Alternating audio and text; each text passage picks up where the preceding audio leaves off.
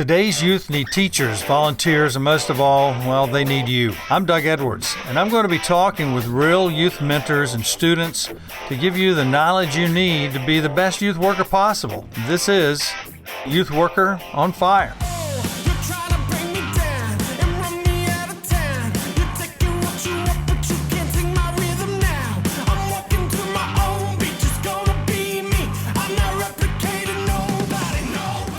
Hey, Youth Worker Nation, this is Doug with Youth Worker on Fire, and hey, we're in the middle of Hurricane Irma right now. I'm from Central Florida, originally from North Carolina, but I've been in Central Florida for many, many years, and thought I'd give you a little rendition of some of the different hurricanes we've actually worked in, been in, and student ministries. What does it have to do with that? Well, families are affected by these things. It changes our life pretty drastically, and the storm only lasts for a short period of time. It's been in the Caribbean, it's been St. Martin's, it's been Puerto Rico, Dominican Republic, Haiti, Cuba just came off of there, now it's in the Keys and Miami, and it's on its way up. Haven't seen lately what category it's going to be. I mean, that's fluctuated here and there, but when I moved to Florida, I moved from Oklahoma. And Lawton, Oklahoma, at that time while I was out there, I was only there for 2 years. I was on the road, part of that, throughout the United States in music. And our band, its home church, was there in Edmond, Oklahoma. At that time, that little church, which is about 3,000, not a mega church, not that big of a mega church now. I think it finally grew to 5,000 somewhere in the years after I left. But at that time, it was the fastest growing church in America. Grew to 3,000 in 3 years. And it was in music. Tornadoes were the big thing in Hurricane Alley. And Edmond is at the north end. And I stayed with Bill and Patty Smith and their kids while I was on the road in music and once the band broke up, which was pretty devastating. I stayed at their house for a little while longer till God gave me a position with Metro Church as their minister of music, and I did that for a year, then moved to Florida. When I moved to Florida, I went to St. Augustine for training with Youth for Christ. They had, I think it was a midwinter, what they called it, or something like that, Southeastern region training, something, in August, I remember, or it may have been Labor Day weekend. And we got evacuated. We were at St. Augustine. It's my first couple of days in Florida, and we're getting evacuated. So that was what I knew about hurricanes. And I'm from North Carolina originally. And so we would have some of those winds come in. We were about 5 hours from the coast at that time. The way we drive, probably a little bit faster now with the highway system. But, we had a lot of rain and a lot of wind, and, certain floods could come. I remember our home, we were on 2 stories, and the basement would be flooded here and there. Finally had to change the terrain because we had what we called a creek. You'd call it a little brook or a stream, and it becomes like a small river during those storms. And so grew up with those sort of things. But today is Hurricane Irma, and it's going to hit us about 5:30 strong with about 76 mile an hour to 81 mile an hour winds, because it's going to be somewhere around a Category 2 or Category 1. They thought it was really going to come in strong at a Category 3. But years ago, when I was moving from South Lake County, Orlando sent me over to South Lake. My office with Campus Life was in Orlando, so I'd go back and forth, but I lived in South Lake in the Claremont area.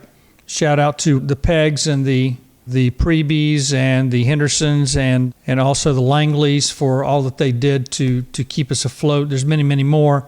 Forgive me, guys. Those are the guys that really kept me encouraged on a regular basis. And there are many great staff that I had there. It's a 6-year stint, and it's where I learned student ministry.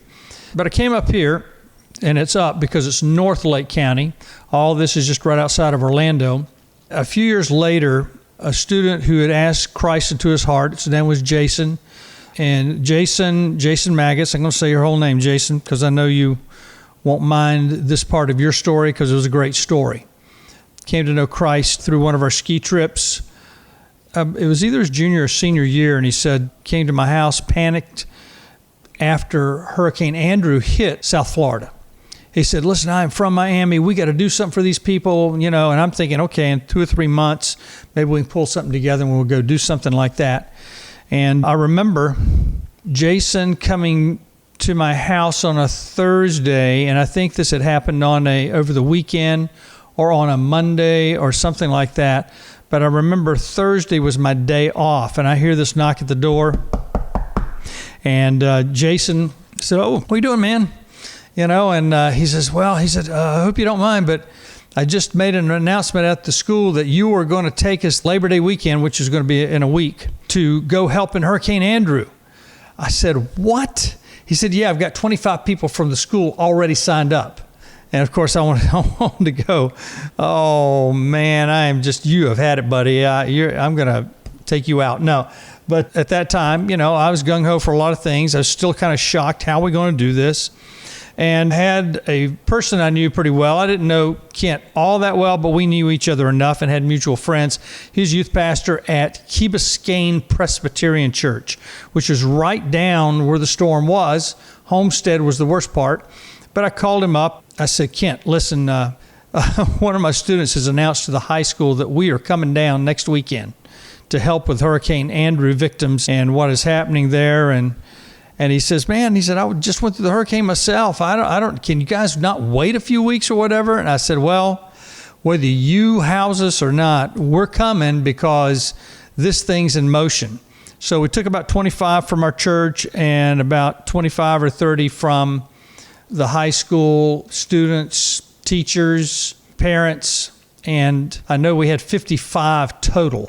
And we went down, and it was incredible because we got down to Hurricane Andrew. Within a week, people were still trying to dig out. There was a lady that we helped get out of her home, literally get out of her home, because there was not enough people to help. Looked like a bomb had literally gone off in an entire city, mainly Homestead, which is where we worked. We stayed in Key Biscayne and had to wiggle our way down and had somebody from the area actually take us there. And that's Category 5, very quick. In, out, it was over, and it was small compared to this storm, Hurricane Irma. And so you saw the devastation. Florida is 175 miles across in the central part. I know that if we really wanted to get to either coast, east or west, if we didn't care which part, but we went due west, we could get there in an hour. We went due east, we could get there in an hour. So that's how tight the coastlines are. So the storm itself is like 400 miles across, and we expected to speed up a little bit once it left Cuba. They were still saying Category 3, and by the time it got up here, maybe Category 2, maybe Category 1, and we're on the bad side. The eye is going to be parallel to the coast unless they've changed that model again. But in the coast, which means it's going to keep the strength going, then that whip around on the east side can be devastating, can be lots of tornadoes, that sort of thing. And so, of course, our prayers are out for ourselves as well as our friends and neighbors. And my sister Dawn and her family, they were going to have family from Daytona come to Plant City, which is in the Tampa area. Then the whole model changed, and now it's coming up through the Tampa area. So instead of people coming there, they packed up, boarded up, and they're in Daytona on the East Coast right now. But the storm is covering the entire state and all the way into the Gulf as far as east and west. And pretty much it'll cover most of us. The farther it gets in, that eye gets in, that storm will still be going south to north. When you got a storm that's got about a 400-mile radius and extensions of bands about 600 miles, and we've never seen anything this big. And this office is a real God thing. The house is a God thing. We're real blessed to be here. And if we're going to go through a hurricane, hey, this is a good place to go through it. The man who built this house, a friend of mine, and this whole property, there's a property of buildings here, their home, and where this office is over a garage, double garage. Just a great builder. Everything is sturdy and as sturdy as it can be. And, of course, after Hurricane Andrew happened, and that was, I believe, mid-90s. All the building codes changed, and so bang, bang, there it is. So great builder and a lot of great safety codes that happened in Florida as a result of Hurricane Andrew. And Jason, thank you for getting us there. People to this day still talk about their adventure in going to Hurricane Andrew.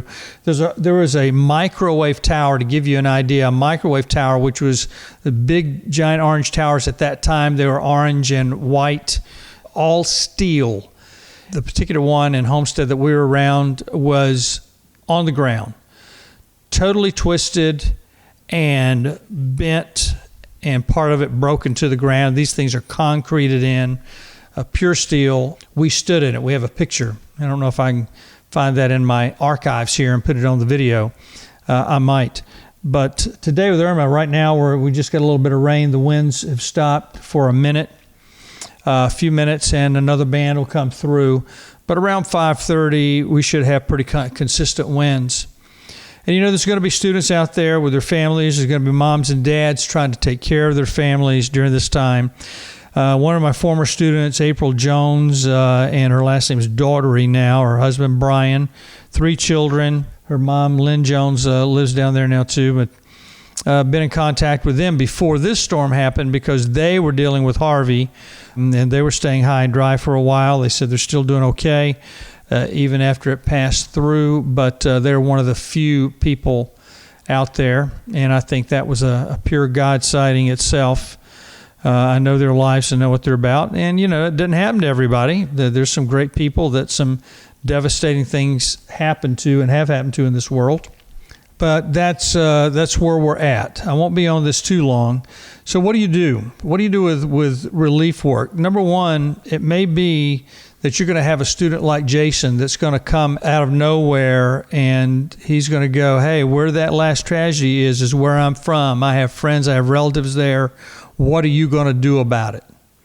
And how can we do this? And by the way, we worked Hurricane Andrew within a week after.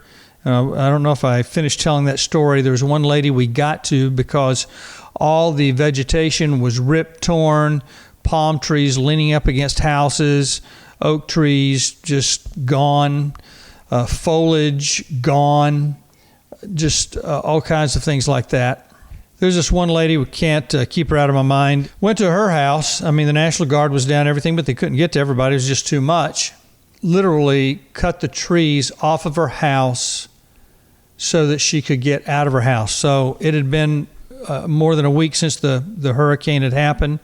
We got there, and God used us to be those angels, those people that could help. And the rains are starting to come here again. She was so thankful because she didn't know how she was going to get out. She was a single lady, older lady.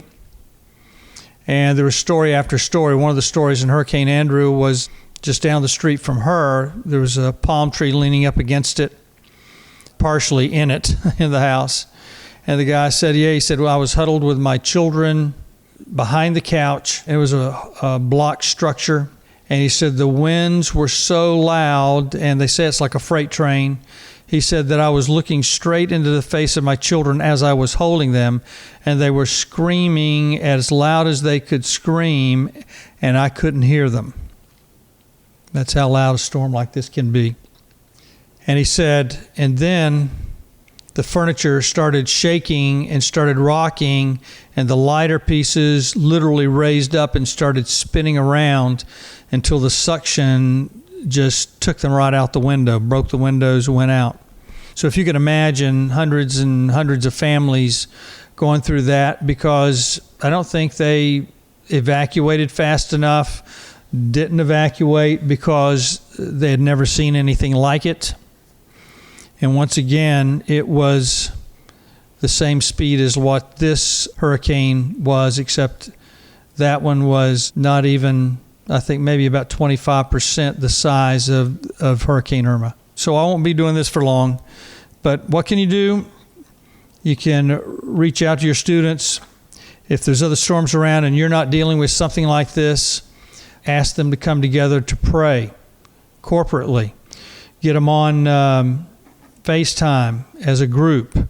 By the way, you can get for free a corporate type number, 800 number, where they can all come into, and you'll have a code, and you can put up to 100 people on that phone line, and it doesn't cost you anything. You can look those up. I don't have it in front of me right now. I have one of those numbers myself. You can do that with your staff.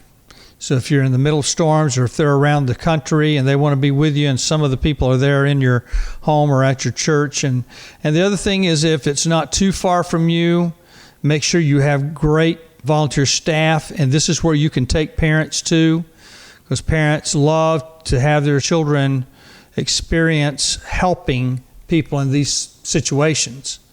Pull those people all together, and if it's not too far away where you can do it, or maybe it will be far away and it's at a time when school is out or school is dismissed for whatever, or maybe the schools, or if you got a lot of homeschool children and their parents, and get them to that site.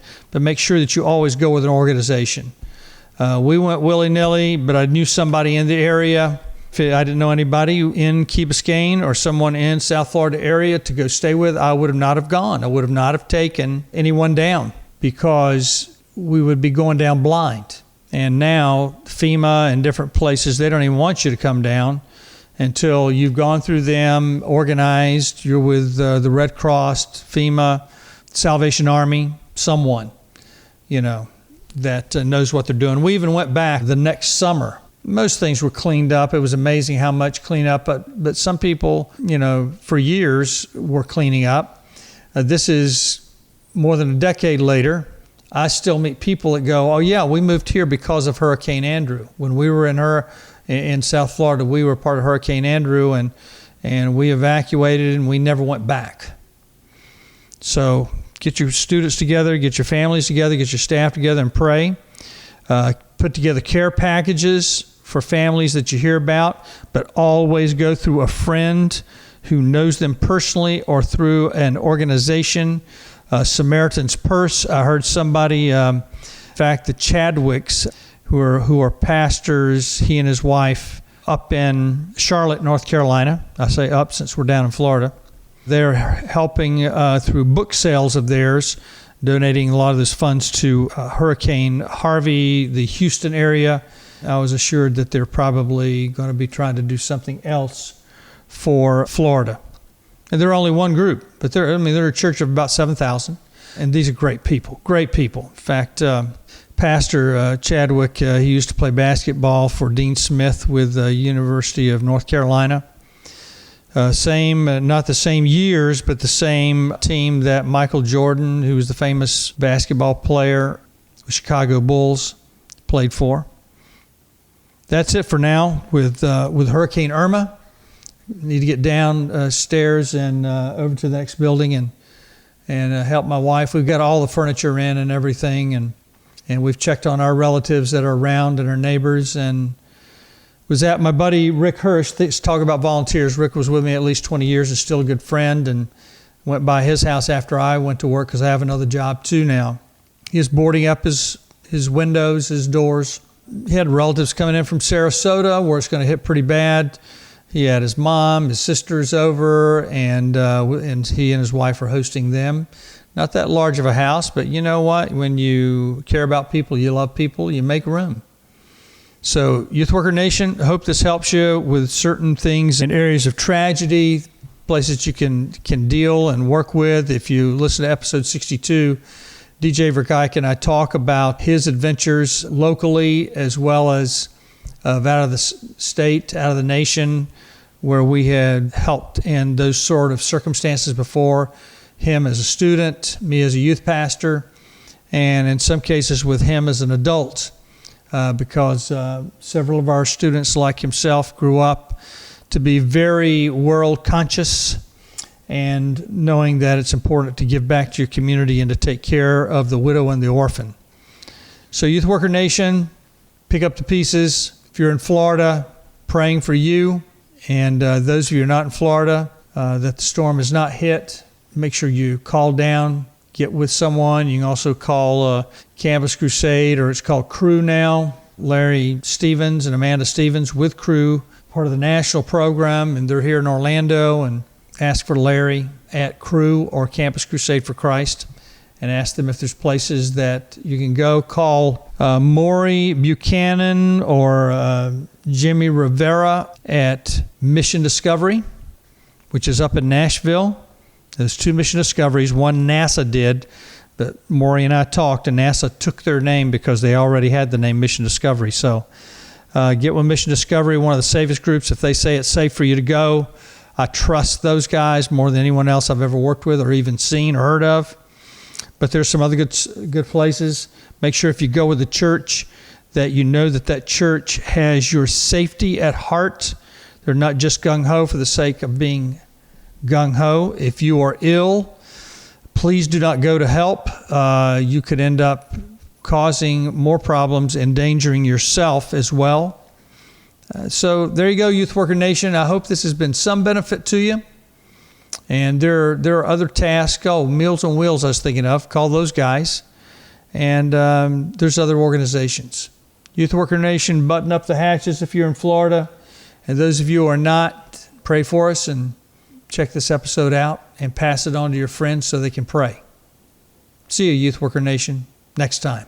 You've been listening to the Youth Worker on Fire podcast. If you like what you hear, please subscribe and tell your friends. Also, leave a comment and tell us what you think. Stay tuned for more informative episodes.